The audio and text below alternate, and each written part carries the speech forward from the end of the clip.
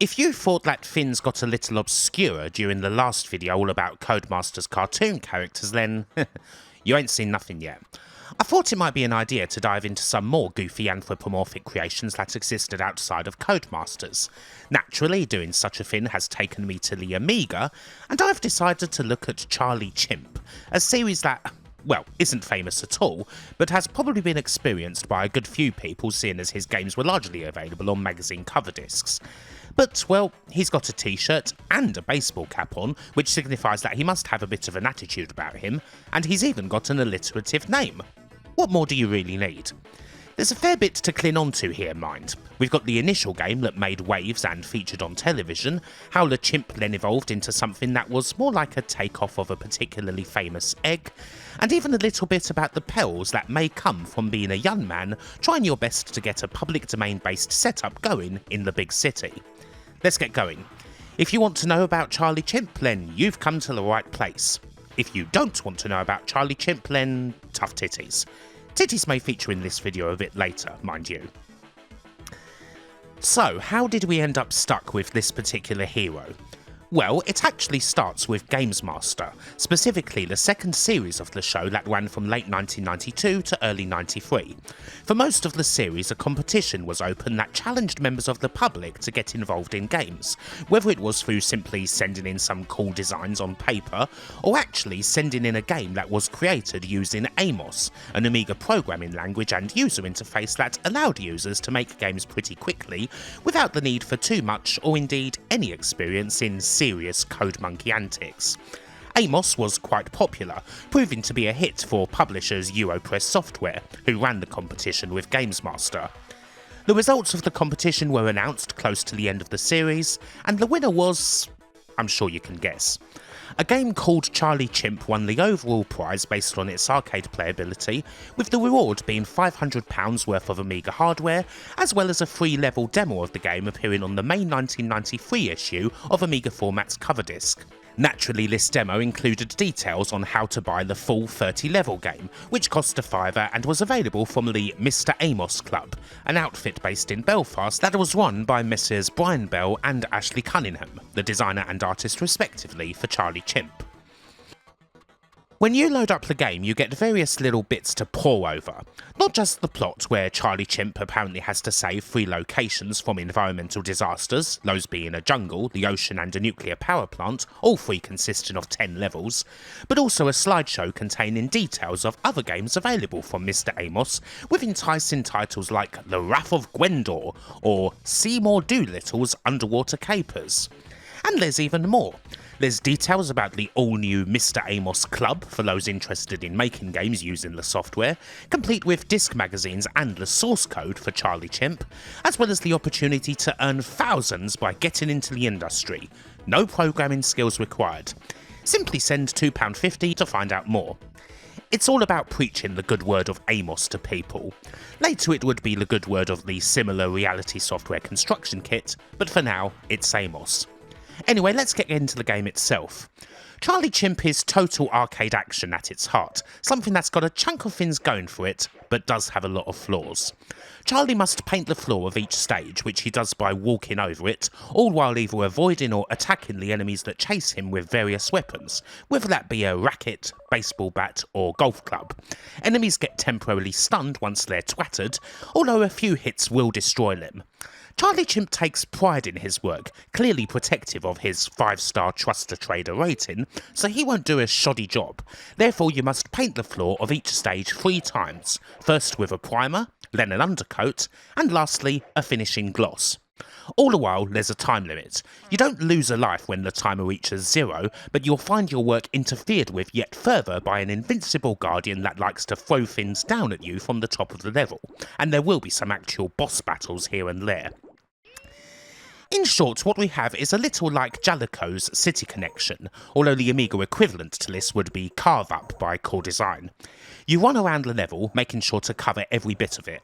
Aside from having a chimpanzee instead of a car, the core difference between Carve Up and Charlie Chimp is having to do this 3 times in a stage as opposed to simply once, perhaps to make up for the levels being single screen affairs. There's other differences too. Our simian hero can attack. There are certain blocks that have special effects, whether it's acting like a conveyor belt, a spin, a cheeky little effect that might produce something rude, or a block that Charlie falls through. And one other tool he has is a rope that comes in handy whenever a platform isn't reachable by a ladder. You can use the rope instead, and while you only get one per stage, it automatically respawns whenever you chuck it, rather than it having to be just picked up and used again, if that makes sense. For a game that's made in Amos, Charlie Chimp does have a fair bit going for it. Things like the aforementioned rope are quite nice little iterations on the more typical City Connection or carve-up type game. I think the place where it falls down, unfortunately, is in the main gameplay loop. Having to go through a stage 3 times becomes annoying quickly. You can't start a new coat until you've completed the first, and there's not an awful lot of differentiation. It's hard to tell whether a block's fully glossed or is still waiting to be painted, which means spending a bunch of time aimlessly running around trying to find that one block that you haven't yet done before either moving on to the next coat or finishing the stage. Painting isn't the only way to finish a stage, although the other two aren't exactly quick either. You either collect the fallen letters and spell out bonus, or you pick up a level complete item from a fallen enemy.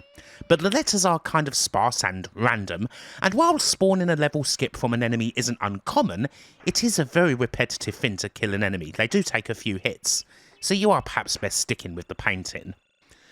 There are other good things going for the game. By the standards of public domain Amos games, it's not bad in the graphical department.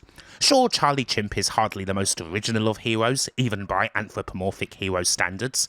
He does look like he would be more at home on the front of a box of Cocoa Pops, although his ability to swing a baseball bat means that he would probably be able to take out Coco the monkey in a fight.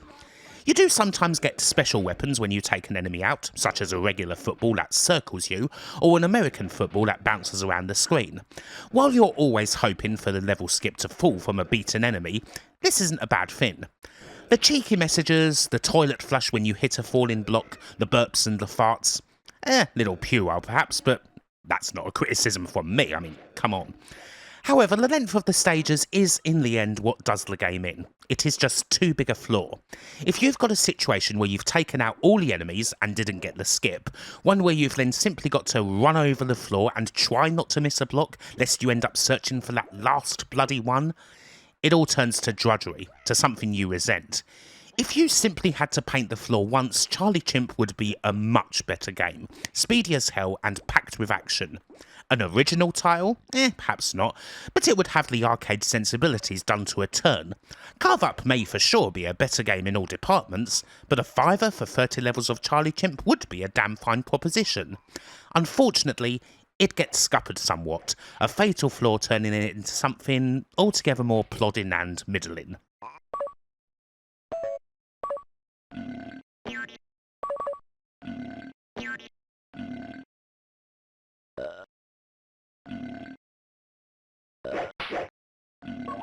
Still, we're far from one and done here.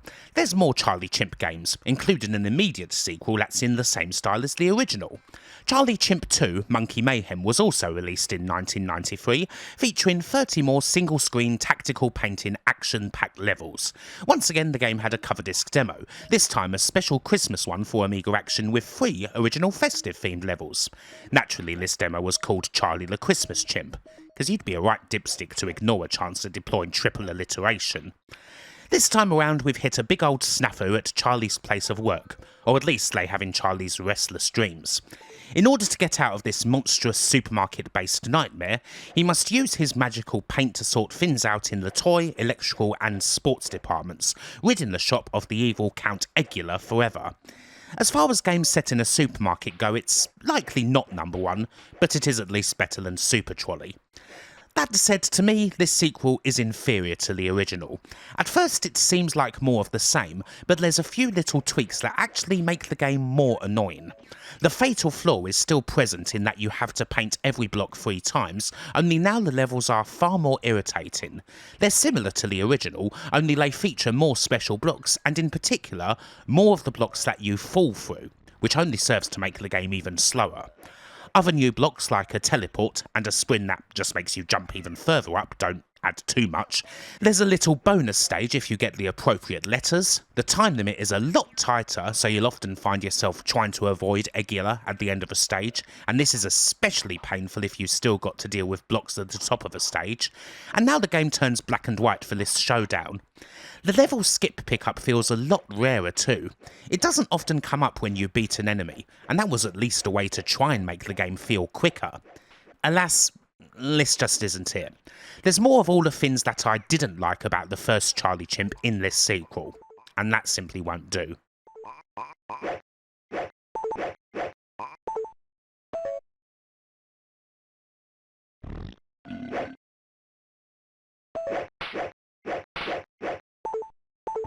Lastly in this section, there were special editions of the original Charlie Chimp game. This one here is Charlie Chimp Remix, and it appeared on an Amiga Action cover disc in May of 1996. What we have here is the full game, and there were other releases with titles like Special Edition 96 and Special Edition 97 and so on. And as far as I can tell, there's a minimal amount of differences between these various releases. This is perhaps the best way to play Charlie Chimp. There are a few notable improvements, such as quicker loading times, and enemies actually taking less hits to destroy this time around. It's still not a particularly good game, but at least this is a special edition of the original Charlie Chimp, as opposed to the thoroughly annoying Charlie Chimp 2. There is, I believe, a special edition of Charlie Chimp 2 as well. Indeed, this is the final Charlie Chimp game of any description. But that does not mean we're finished here. There's a couple of other titles that go in a different direction, where the aim isn't to paint blocks, but instead to collect items and use those items to solve puzzles. In other words, it's time for Charlie Chimp's Cartoon Adventures.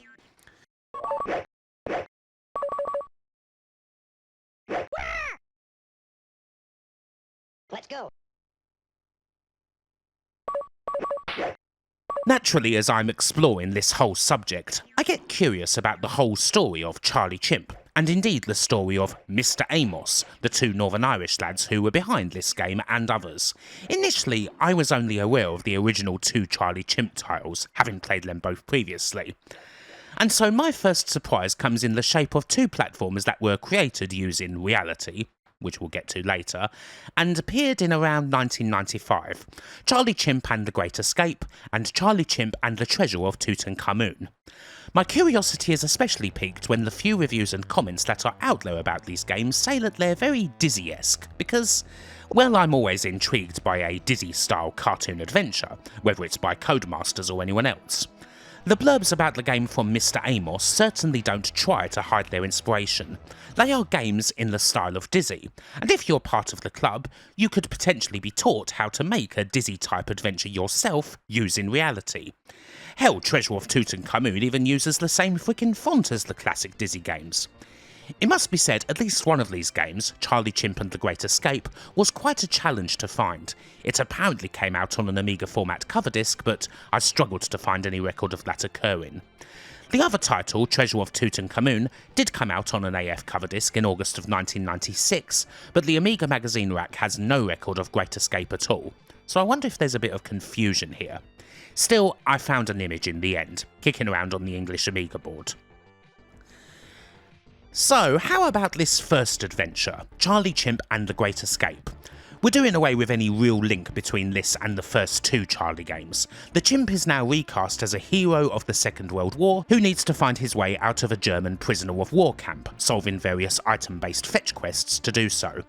The graphics are definitely an improvement on the first two Charlie Chimp titles. Nothing amazing, but serviceable enough, and there's even some music. That was something Charlie Chimp sorely lacked. The game? Well, it is absolutely as basic as a Dizzy-style adventure can get.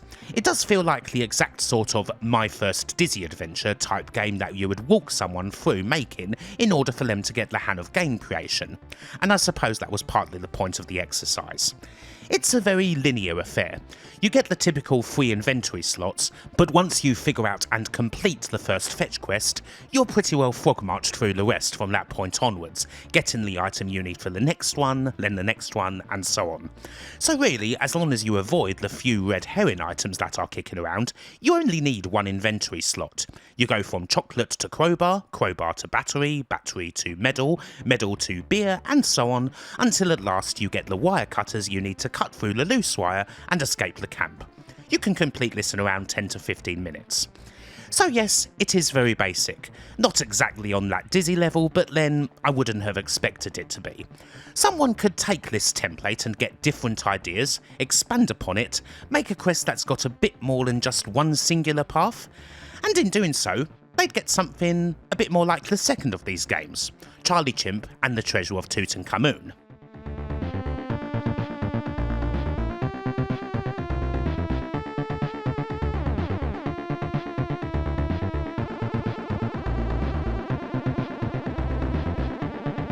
In this second game, also from 1995, Charlie Chimp continues on his mission to superimpose himself over famous British historical figures. Now he's a simian Howard Carter, attempting to get his hands on some ancient Egyptian treasure. If you've played the first game, or indeed if you have played literally any other cartoon adventure, the formula should be perfectly clear. Charlie Chimp and the Treasure of Tutankhamun is a slightly less linear game than Great Escape, although not by much, mainly only because the game's area is a little bigger and slightly harder to navigate. Still, once you solve the first of the fetch quests, you have got exactly the item you need to solve the second one, and so on and so forth. You'll soon be well on your way, and you can probably complete the whole dealio in about 20 minutes. The only thing that may stop you if you do get lost is simple attrition. You get 3 lives and an energy bar, and there are creepy crawlies to avoid, mainly rats and bats. Sometimes the rats especially can be very cheaply placed, being unavoidable as soon as you get into a new area, meaning you will lose some energy. Still, it's not exactly a challenge. A couple of tries at best and you'll be right as rain through the game, never touch it again. Find it, feed it, F it, and forget it. There's some okay enough music and graphics at least, and some more humorous touches, even including a cameo for Dizzy himself, and the odd thing you may not necessarily get away with in a more commercial title.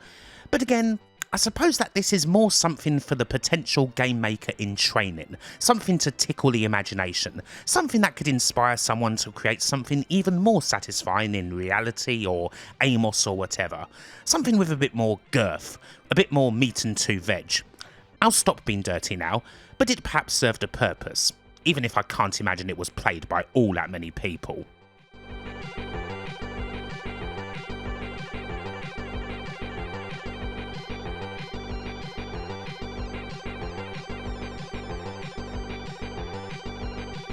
We're kind of at the end of file marker when it comes specifically to Charlie Chimp games, it must be said. Still, this doesn't end here. 2 middling Dizzy-style adventures that are more like learning tools than fully fleshed out games don't exactly make for a satisfying conclusion, after all. And happily I've uncovered some other curious things in my research, some insight into the hills and valleys that come with running a tiny PD company in the early 90s, as well as some other games that are possibly more interesting than the ones that star a rather generic looking cap-toting chimpanzee. The slideshow that you can see when you load up the Charlie Chimp games does provide some intriguing tidbits, including 2 other Dizzy-style Charlie Chimp games which aren't out there and may well have been never actually released. Charlie Chimp and the Stolen Crown Jewels and Charlie Chimp and the City of Atlantis are very much missing in action, possibly at one stage sold as part of a big game pack or individually for around £3, but yet to surface. Mind you, there are some other Dizzy-esque games that bear a little bit of relation to the Chimp, other games that were made in Amos, games that share art, or indeed share the same artist. One of these games, which I got very curious about, from 1994, is called Fuck the World, and this game asks an important question: what if Dizzy, but edgy? Fuck the World is the only game from an outfit named Urban Hardcore, designed and coded by Mike Carter. Charlie Chimp artist Ashley Cunningham is one of the people credited with graphics, and the Chimp even makes a little cameo in the game, toiling away alongside Dizzy in a dungeon. Now, while I'm sure that might be interesting to some, I should probably address the pink veiny elephant in the room. Why am I controlling a walking penis? Well, I'll tell you. This penis is named Nobby, and he's got to solve puzzles and that, enough to get up to 100% completion and beat the game, using various items that he picks up and stores in his scrotal sacs. If you're asking why he's got to do this, if there's some sort of plot or something, clearly you're the sort who asks too many questions. This is more like a random trip through a world, one that, according to a comment that the author himself left on Hipponios' long play vid of the game, was inspired by and filled with people from Braunton School in North Devon. I presume that's where the fellow went to school. I'm guessing it's not just random, you know. The puzzles have similar aesthetics. You need to take a dick shrinking kit to a bodybuilder who's trapped because his knobs got wrapped all around him while he was working out. Some poor sod's been pounding his parson too much and now his hand's just stuck down there. A prostitute needs something to stop all the sperm from going into her womb. It's all cheeky dirty schoolboy humour, more smut than viz. The Dizzy type action is all fine, and make no mistake, it's certainly a much more accomplished and fuller game than any of the Charlie Chimp Dizzy titles, a beefy one that'll take quite a bit longer to complete, and does actually have some very nice graphical touches, even cool details like the light from a bar sign shining onto Nobby's bulging purple head. And so you may want to give this a whirl. It's only tangentially related to the Charlie Chimp saga by virtue of his cameo and the shared artist, but I thought it was worth mentioning.